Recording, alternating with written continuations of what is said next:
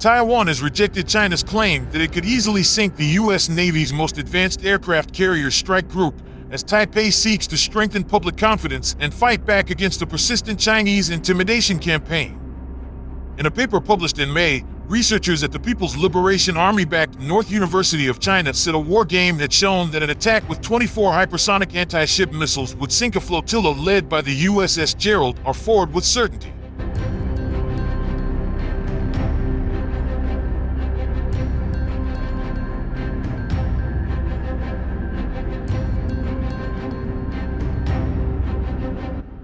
The findings marked the first time a Chinese simulation of hypersonic strikes on a U.S. aircraft carrier was made public. The simulation used Dongfeng 20 and Dongfeng 26 ballistic missiles, known as carrier killers because they are designed to target naval vessels on the move. Taiwanese national security officials have dismissed the findings, which were reported by Chinese and Hong Kong media and later picked up by some Taiwanese news outlets, as part of a Chinese cognitive warfare campaign. Taiwanese military war game experts said replications of the simulation with realistic parameters led to drastically different results.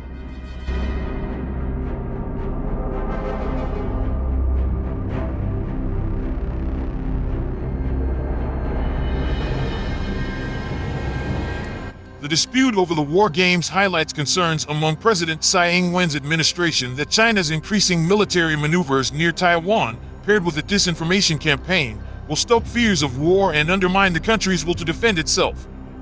China claims Taiwan is part of its territory and has threatened to annex it with military force if Taipei resists indefinitely.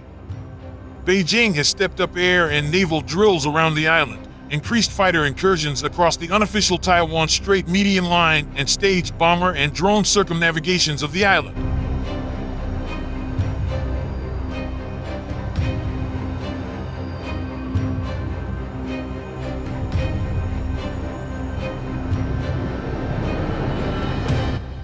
Chinese authorities have also used traditional and social media outlets to ridicule Taiwan's military and cast next year's presidential elections as a choice between peace and war. Taiwan's intelligence chief Tsai Ming-yen pushed back this week, saying in an interview that China's behavior should be seen as intimidation rather than aggression.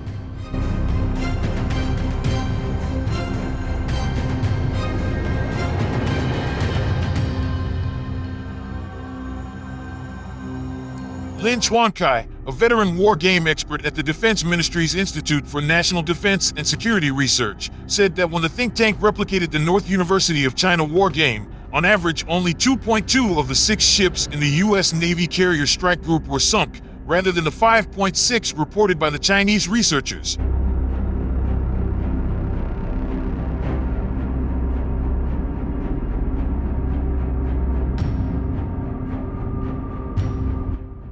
They got the result that they can finish off pretty much the entire carrier strike group, but our results showed they would only do marginal damage.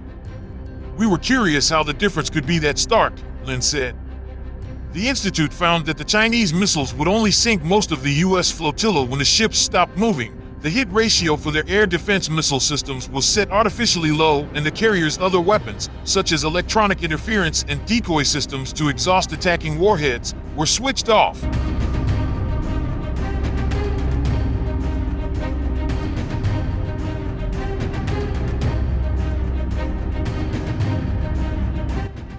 Only if the simulation is conducted under the most extreme parameters will it turn up those results reported in the Chinese paper, so the credibility is questionable, Lin said in a presentation to reporters on Wednesday.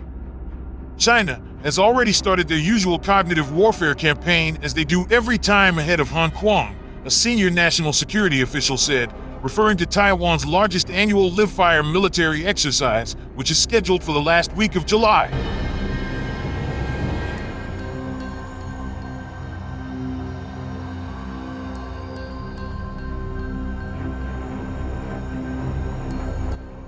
They will increase the disinformation even more the closer we get to the January 2024 presidential election. Chao Hongsong, the author of the Chinese war game paper, did not respond to a request for comment. China's Ministry of Foreign Affairs and Defense Ministry did not respond to requests for comment. The U.S. aircraft carrier, the USS Gerald R Ford, pulled into Athens for its third port call of the summer deployment. The USS Gerald Ford, the lead ship of its class in the United States Navy, bears the name of the 38th President of the United States, Gerald Ford. President Ford's World War II naval service involved combat duty aboard the light aircraft carrier Monterey in the Pacific Theater.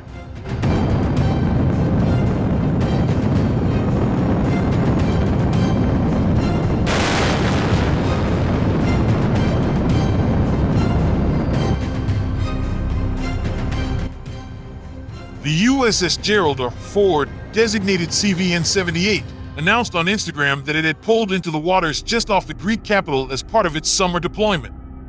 The U.S. Navy vessel anchored at Falarin Bay in Piraeus. The aircraft carrier's entry into Mediterranean waters was heralded by its passage through the Straits of Gibraltar earlier in June.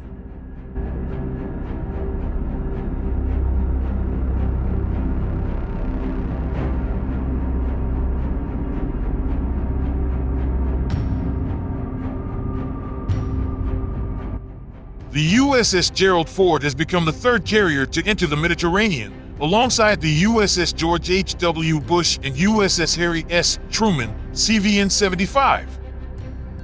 In May, the USS Gerald Ford embarked on its inaugural worldwide deployment as part of the strike group.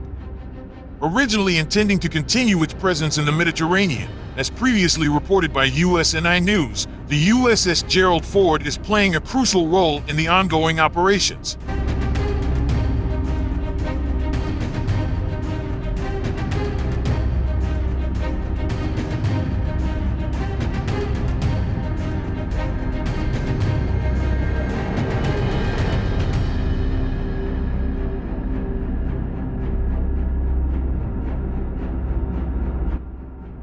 Our presence at sea throughout the deployment will provide reassurance to our allies and partners that sea lanes will remain open, and our joint operations will demonstrate our commitment to interoperability and maritime stability, said Rear Admiral Greg Huffman, commander of Carrier Strike Group 12 upon previously announcing the deployment.